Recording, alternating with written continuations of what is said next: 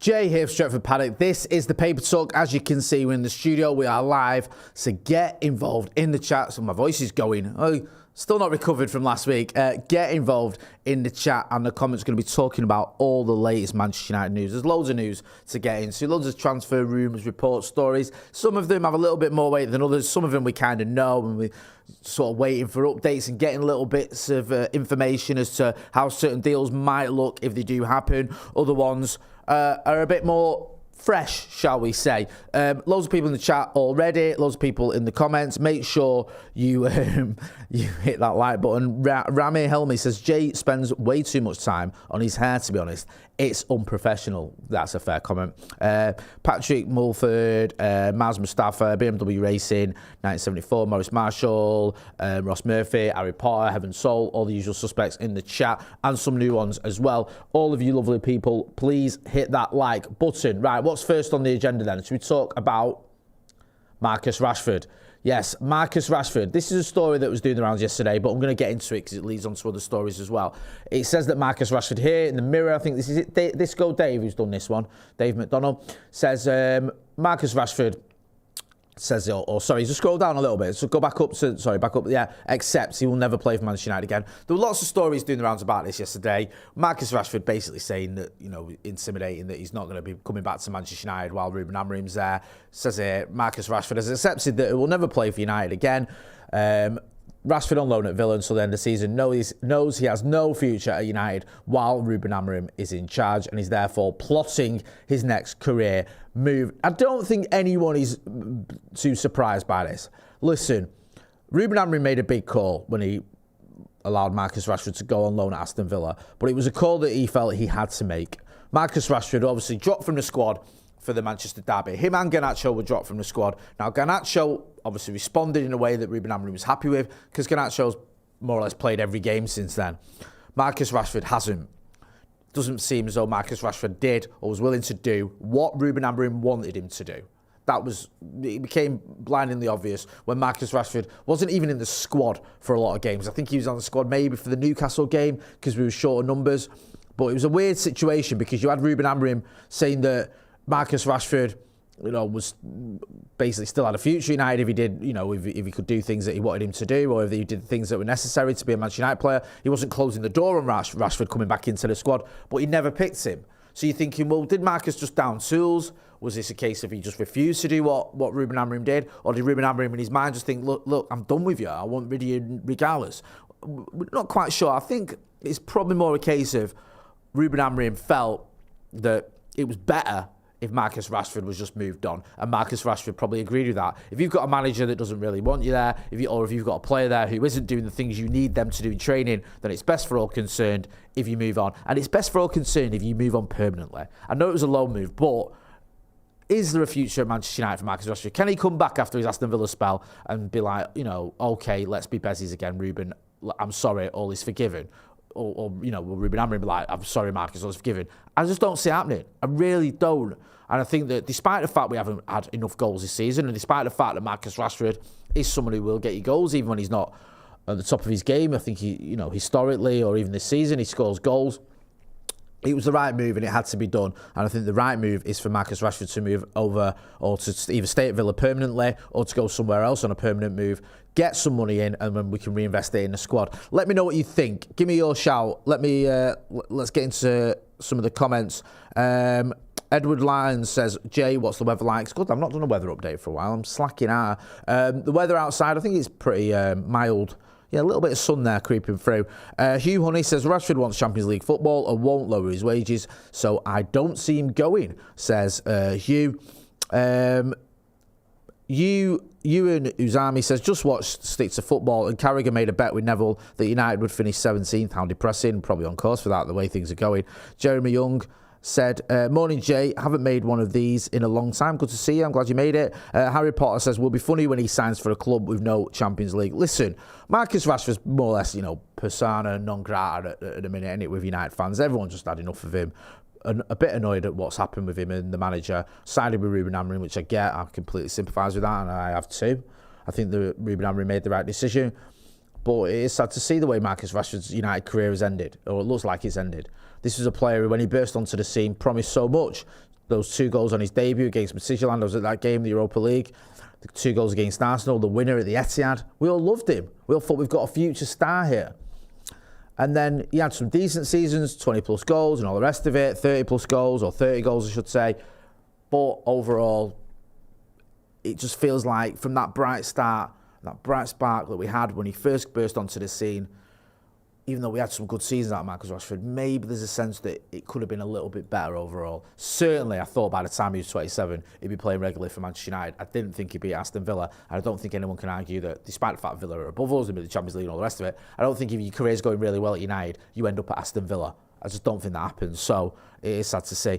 Caleb Deturley says, I'm not shocked. I'll miss Marcus, but he didn't do what the manager wanted. I think that's a very good point. Santa Notch says, sounds like a desire to stay at Villa with the hope they get Champions League. Maybe a big defeat for them the other night at the Etihad. They're not out of the race. They can still get Champions League, I think. But they could have done with drawing that one or even winning it. And obviously they got there was a late winner from Matheus Cunha to break Villa hearts. Let's talk about another Cunha. Says here, sorry, not Matheus Cunha. Who was it? Who was it who scored for Villa? For City? Nunes. What am I on about, Matheus Cunha? I've lost the fucking plot. Sorry, it's been a long morning. Yeah, it was Nunes who scored for City, wasn't it? Matheus Nunes, not Matheus Cunha. Let's talk about another Matheus. That's what I meant to say. Matheus Cunha. Matheus Cunha makes cryptic. Oh my God, we're into this, aren't we? I hate these stories. We talk about them, right, because they're doing the rounds and we have to. But you always get this, don't you? The word cryptic should be banned from any headline. Because what cryptic means is you don't actually know what it means. Yeah? Cryptic is no one's quite sure what that is. Yeah? It's like there's a bit of intrigue there. It's a bit of a grey area. You know, you have like cryptic clues in the crossword. They're not just obvious, are they?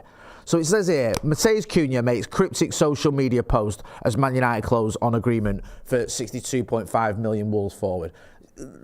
Social media posts, sometimes they're not even done by the player themselves, right? For starters, some of them have a team that does it for them. Secondly, it can be just off the cuff little post that doesn't mean anything. And thirdly, like, it's not a legally binding contract. So this is the caption here.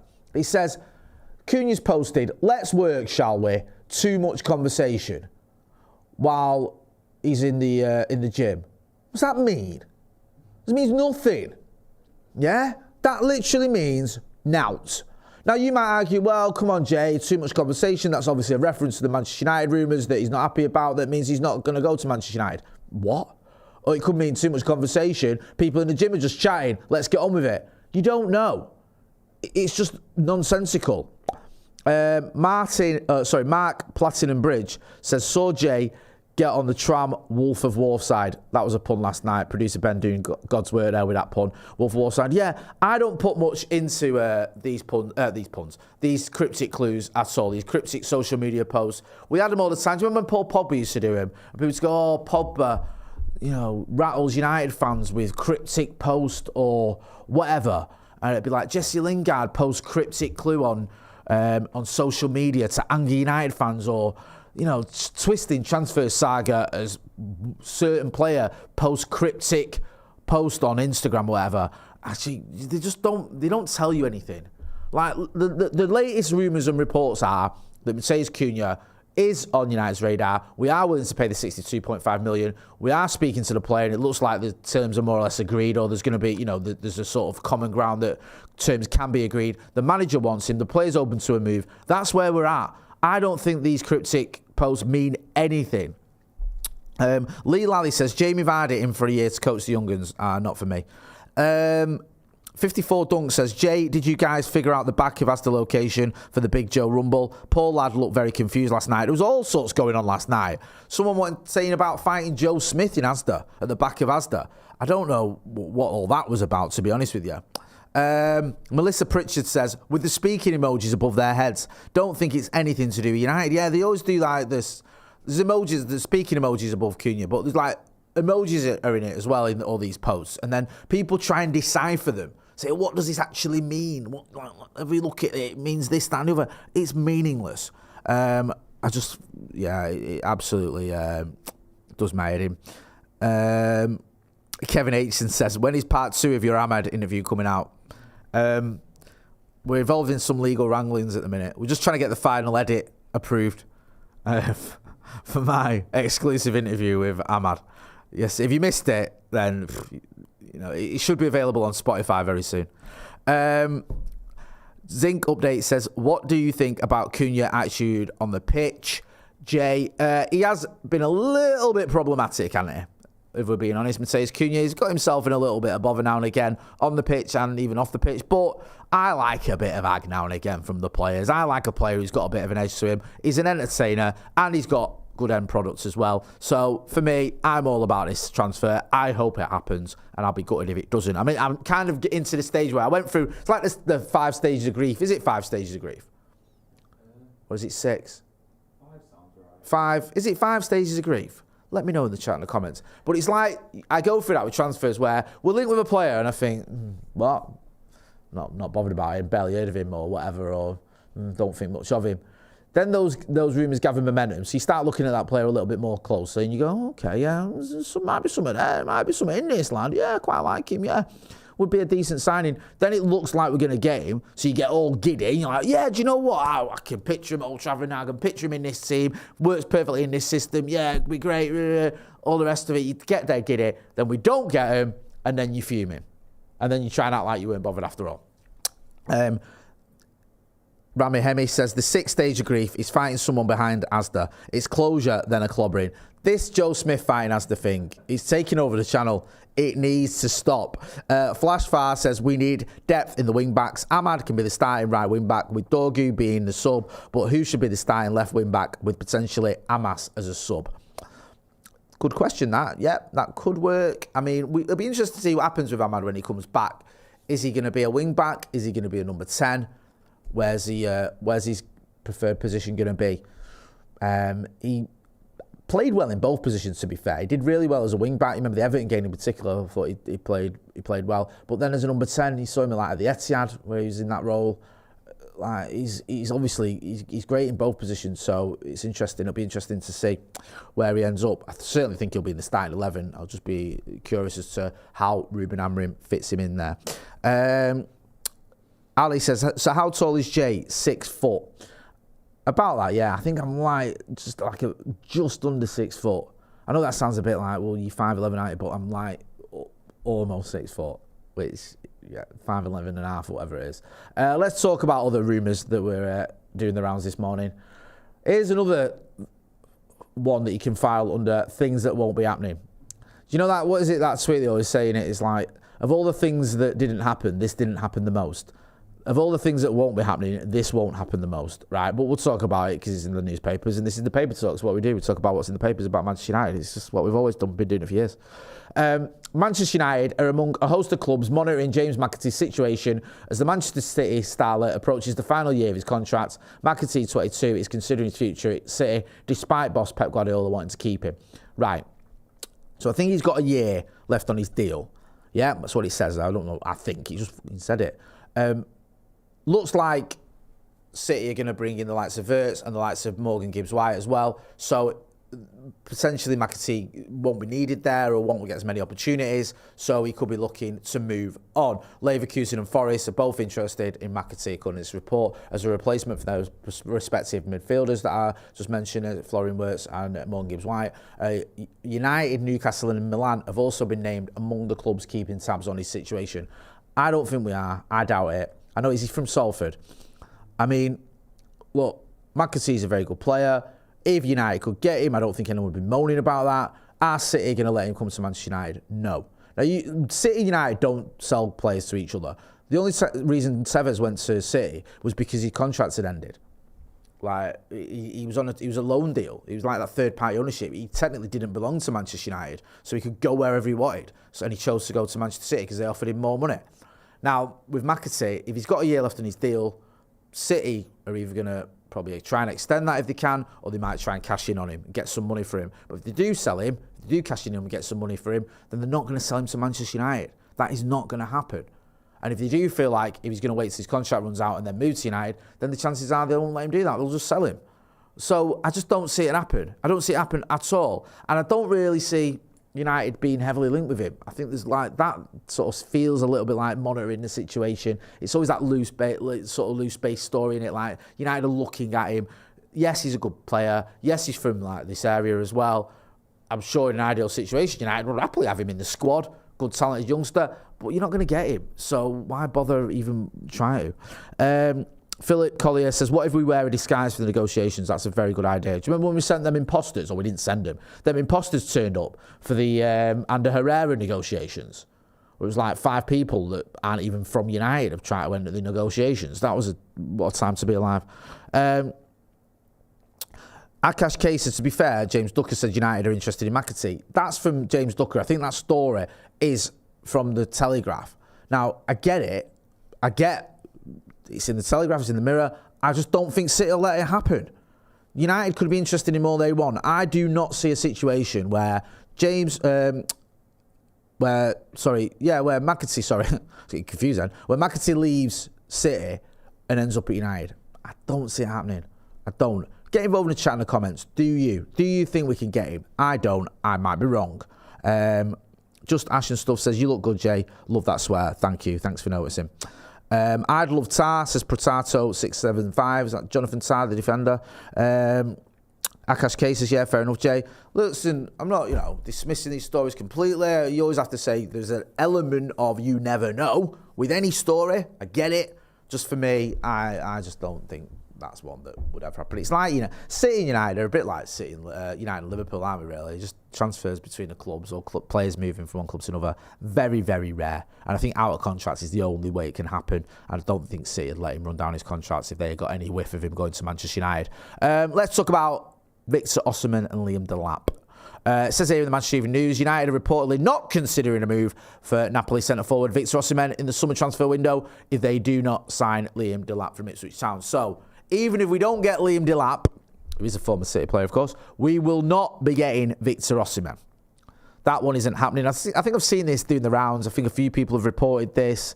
Did Romano say something about this at one point, I think, on one of his podcasts? No, it might have been Ornstein, actually. I think it was Ornstein. Sorry, not Romano. I'm getting the tier ones mixed up. I think Ornstein, there you go, says here, David Ornstein refuted these claims on NBC Sports prior to Arsenal clash with Crystal Palace. If Manchester United had to look at others, I'm assured it will not be Victor Osimhen, despite reports you might be reading. Ornstein is the toppest of the tier toppers. So if he says it ain't happening, it ain't happening. I don't see Victor Osimhen in a Manchester United shirt anytime soon. We'll probably buy him when he's 35. We'll probably get him then when he's done. Sorry. Something else just come through here. Let's have a look at this. Oh yeah, it's a bit of Cunha, a bit of a Cunha update. It says here, Mateus Cunha is likely to play only 5 more times for Wolves ahead of a departure in the summer. So basically, Wolves have got 5 games left. Is that what that's saying? Which makes sense. Yeah, I think Cunha's definitely going to leave Wolves in the summer. I hope it's Manchester United, but if it's not, he's definitely going to go somewhere. Let's talk about Mateta. So you can see this here. Manchester United are making moves to strengthen their attacking options. Where's this from? Caught offside. Attacking options this summer with multiple targets being looked at, as well as numerous reports about Mateus Cunha to Man United progressing well and looking likely. Caught offside also understand that Jean-Philippe Mateta is one of the club's top targets. Initial contact has been made with Crystal Palace striker, who scored a superb goal against Arsenal in a 2-2 draw at the Emirates Stadium last night. That strike took Mateta's goal contributions for the season to 20, with the Frenchman netting 17 times in all competitions while providing 3 assists. Do you want Mateta? Do you think this can happen? Obviously did well against us at Old Trafford. He's got a decent record. Obviously this season he's done well. Just having a quick look at his last few seasons, how he's got on. Last season, 19 goals in all competitions. Not to be sniffed at. The season before that, he only got 2.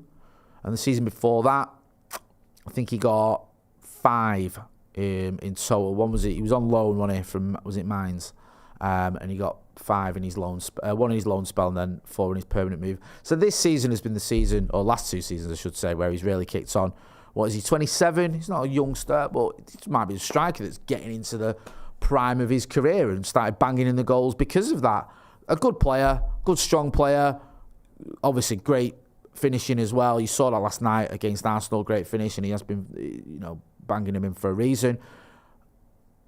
Would you have him at United? Do you see it happening? I don't see this happening. I think because he's 27 and he'll have very little resale value, because of the Premier League tax that you're going to pay, I think Manchester United will have to pay a lot to get him, and I don't see it happening. Let me know what you think, though. Do you think he could be the answer to our problems? Do you think he will be an option for Manchester United? Would you like to see him in a United shirt? He's an exciting player, isn't he, Jean-Philippe Mateta? Just not sure whether that one has got any legs in it. And Elle says, not for me, not at that age too. Ross Murphy says, I do like Mateta, but I don't see us buying him. I think that's both of you have nailed it there. I don't think it's happening. Flash Far says Ahmad should be right wing back. Let's talk about Alex Baya. So it says here on Stretford Paddock, this is quoting Edu 17 Bourgeois. Says Manchester United have inquired about Alex Baya, who is currently playing for Villarreal. He has amassed interest from top European clubs, including Atletico Madrid, who are confident of signing him. I mean, if they're confident of signing him, they're probably going to get him, aren't they? To be honest with you, let's be frank about this. Manchester United is a bit of a hard sell at the minute for anyone. Just having a look here, Ben. He's got 9 caps for Spain. Obviously played a lot of games for Villarreal. Decent player from the reports I've seen. I don't know a lot about him. Can play on the left wing or as an attacking midfielder. He could probably fit into the Ruben Amorim system quite nicely, if we're being brutally honest, because I like to be brutally honest, as someone pointed out last night on the live. But do I see him coming to Manchester United? I'd file that one under unlikely. Not impossible, but unlikely. I just feel like United at the minute, it's so difficult, isn't it? If you've got a player who's got interest from other clubs who are constantly in the Champions League, other clubs that are from the country where he's from as well, it's a bit of a hard sell to convince him to come to Manchester United, especially if we're not spending big on wages, which is what we're hearing as well. Manchester United aren't going to go big when it comes to wages. Plus, you've not definitely got Champions League football. We can still get in the Champions League via the Europa, but at the minute, that's not set in stone. So there's too many ifs and buts and maybes. Raheel Amin talking about Mateta says he's physical, quick enough, and can score in the Premier League. Oh, I think he might. I don't know actually who he's talking about there. I think he might be talking about Baya. Sorry. Forgive me, I'm getting that confused because he just posted that a couple of minutes ago. There's an opinion piece here in the Evening News. Sam Lookers. Now, they do this a lot, the Evening News, where they'll do an opinion piece and it's got a little bit of news sort of entwined in it. Now, the point that Lookers is making here is that United are going to lose 2 centre-backs in the summer.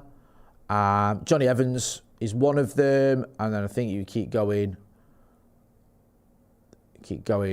There's another one there somewhere. Yeah, Evans. Keep going. I mean, the Evening News' website is just unusable in it at times. There you go. Victor Lindelof is the other one, who's going to be departing. So that's 2 centre backs out the door. Now, Lucas is making a point here about who's going to replace him. Do United have options? I think is the point. You've got options there already. So do United need to go big in the transfer window? You've got Aiden Heaven, you've got Mateus Delap, you've got Lenny Yoro, Nuzair Mazraoui is a fullback, but he can play in that sort of part of a back three as well. Also, I don't know. I think there's Luke Shaw is mentioned in the article too.